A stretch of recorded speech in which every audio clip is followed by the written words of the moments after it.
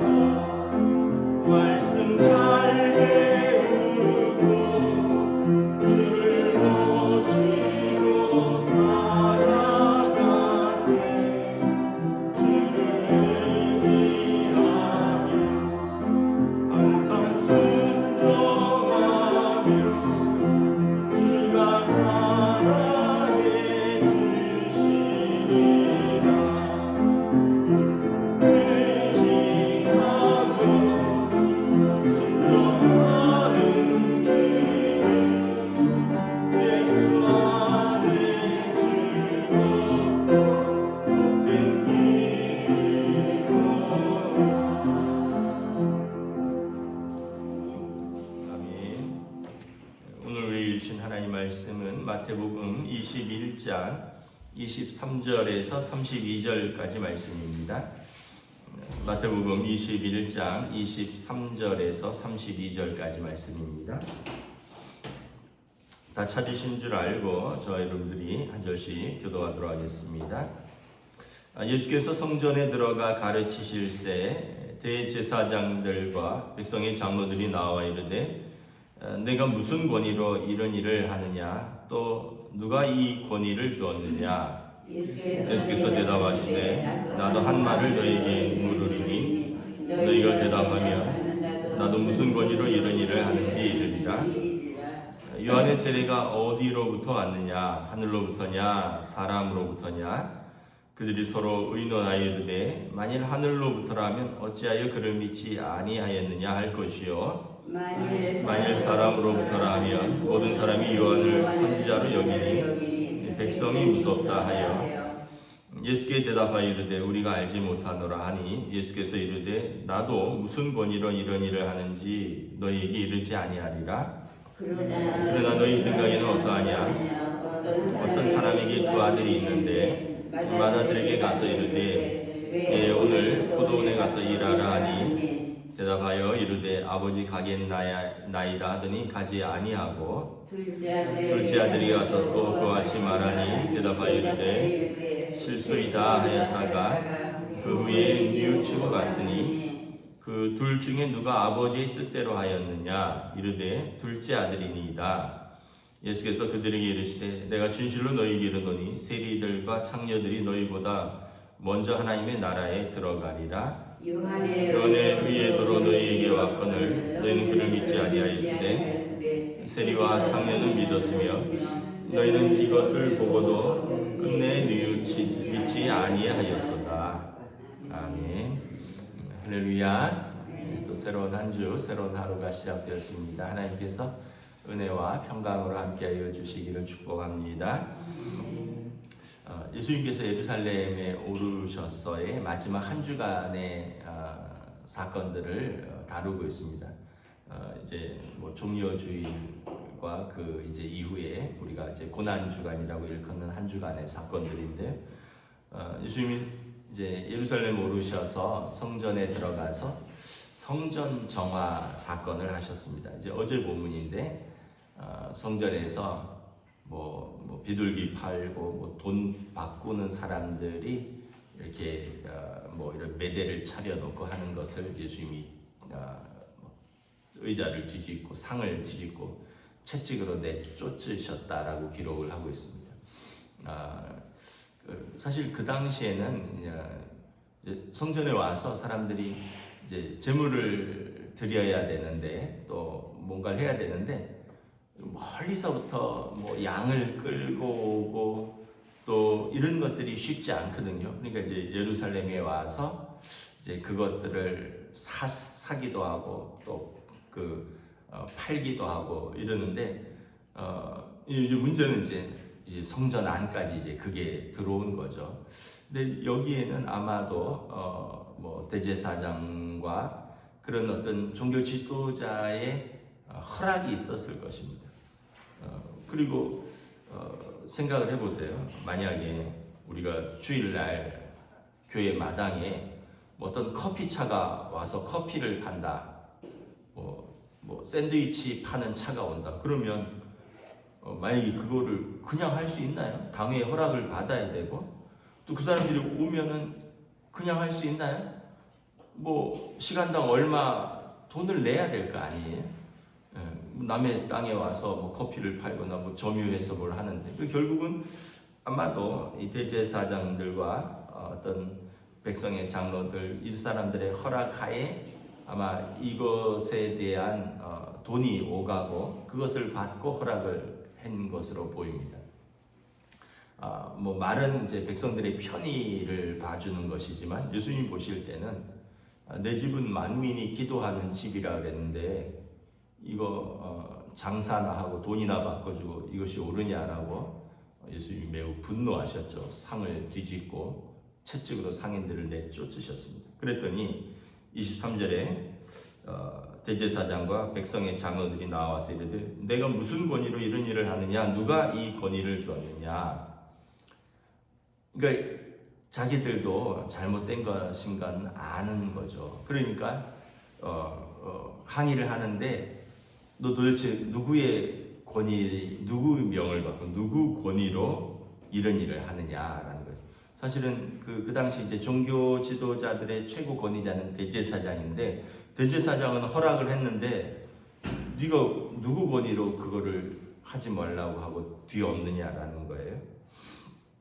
그러니까 예수님께서 그럼 나도 너에게 하나 물어보자.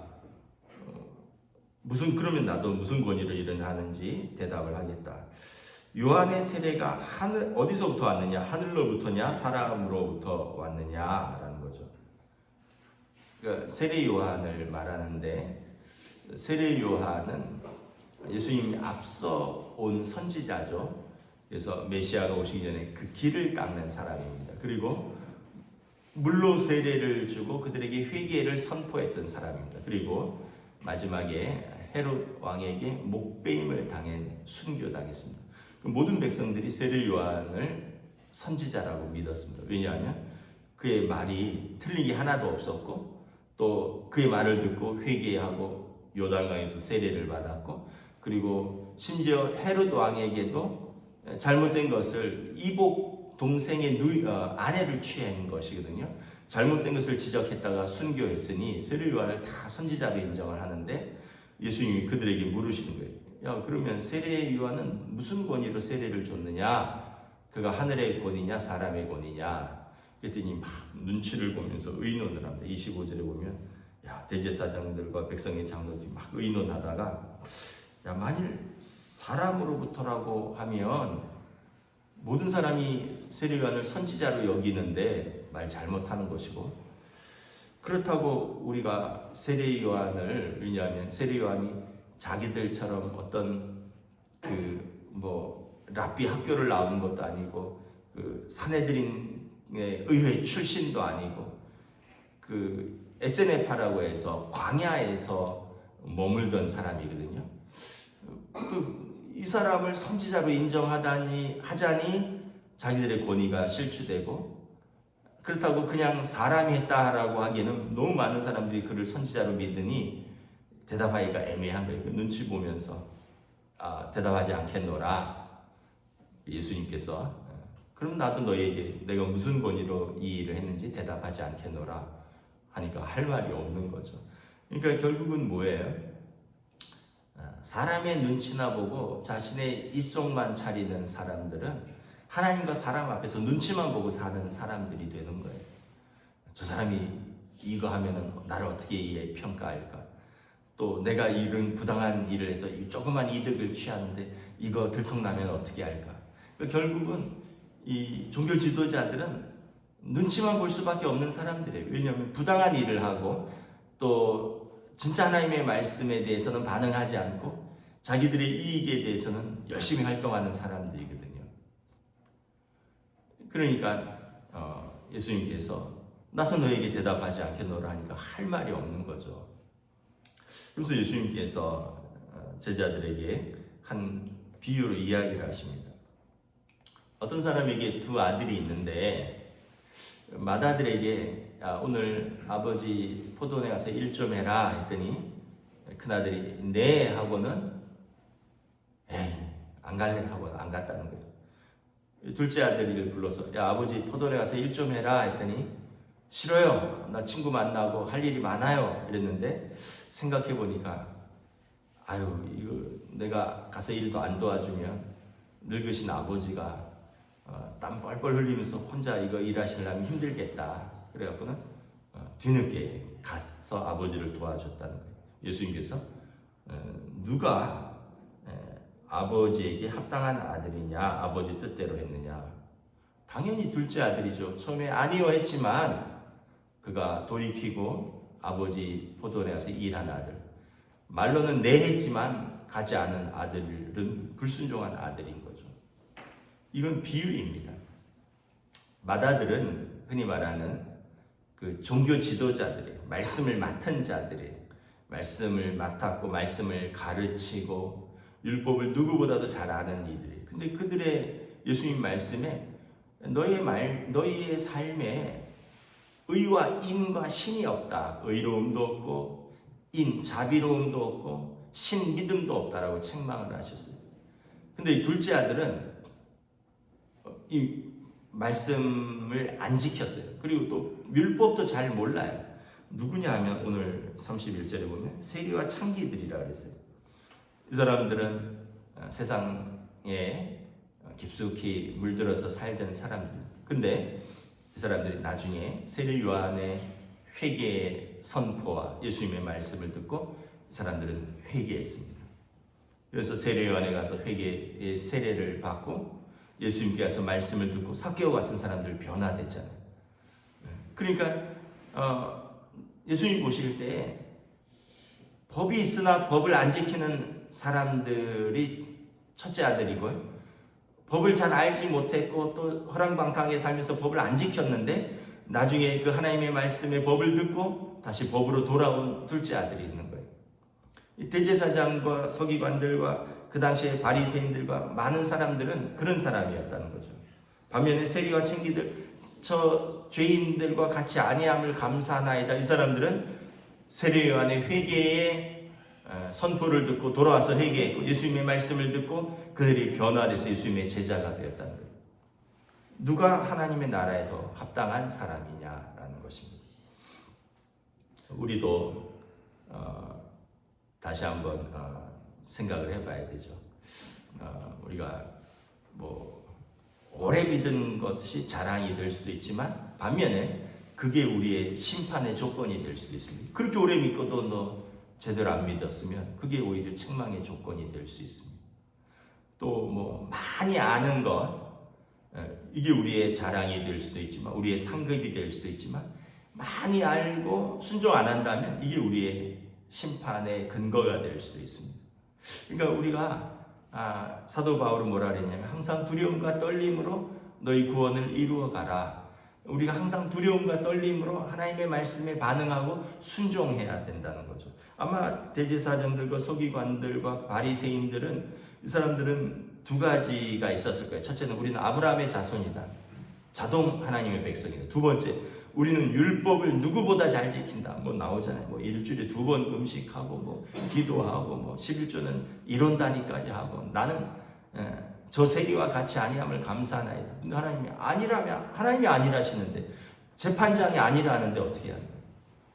근데 세리와 챙이들이라고 생각했던 저 사람들은 마음 깊은 곳에서 회개가 있고 통회와 자복이 있고 그리고 그들이 예수님께 나와 무릎 꿇었기 때문에 죄인이라고 생각했던 사람들이 오히려 하나님 나라에 그래서 예수님 먼저 된 자가 나중되고 나중된 자가 먼저 된다라고 말씀을 하신 것이죠. 저와 여러분들이 그래서 언제나 우리 겸손하게 언제나 우리가 하나님의 말씀에 내가 신실하게 반응하는 그러한 삶을 살면서 성령님의 인도하심에 순종하는 하나님의 자녀로서의 합당한 또 하루가 되시기를 주님의 이름으로 축복합니다. 기도하겠습니다. 하나님 은혜를 감사합니다. 참으로 하나님의 아들에게도 당신이 무슨 일로 이런 일을 하느냐라고 묻는 것은 그들은 하나님도 자기들의 뜻대로 해야 되고 하나님의 아들도 자기들의 허락을 받고 일을 해야 된다라는 교만에 사로잡혀 있었기 때문에 그들은 하나님의 아들이 사람의 모습으로 왔음에도 알아보지 못했고 세례 요한의 선포에 가슴이 찔림에도 회개하지 못했던 것을 바라봅니다. 반면에 무지했고 죄 가운데 있던 백성은 세례 요한의 선포에 예수님의 선포에 그들이 회개하고 돌아온 것을 바라봅니다. 오늘 우리들의 삶에서 우리가 언제나 하나님 앞에서 어린아이와 같이 순전하고 또 겸손하여서 말씀에 순종하고 말씀에 반응하는 주의 백성들로 인도하여 주시옵소서. 감사를 드리오며 우리 주 예수 그리스도 이름으로 기도드리옵나이다. 아멘. 하늘에 계신 우리 아버지의 이름을 거룩하게 하시며 아버지의 나라가 오게 하시며 아버지의 뜻이 하늘에서와 같이 땅에서도 이루어지게 하소서. 오늘 우리에게 일용할 양식을 주시고 우리가 우리에게 잘못한 사람을 용서하여 준 것 같이 우리 죄를 용서하여 주시고 우리를 시험에 빠지지 않게 하시고 악에서 구하소서. 나라와 권능과 영광이 영원히 아버지의 것입니다. 아멘.